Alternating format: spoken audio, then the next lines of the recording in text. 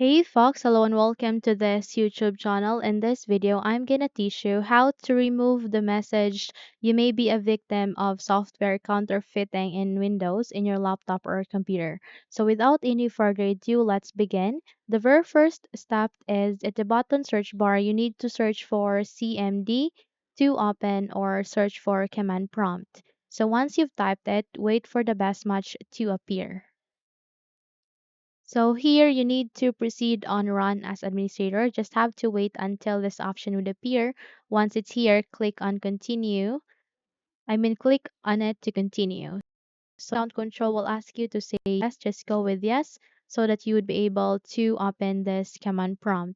Here you need to paste a command, which is I'll be pasting at the description box below, or you can simply take a note of it.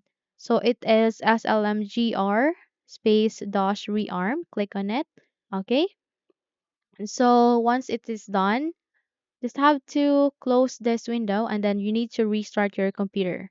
So once you have restarted your computer, check if your problem or the message has been removed.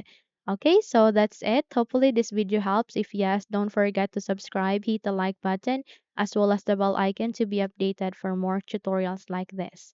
Thank you for watching this video and take care, everyone.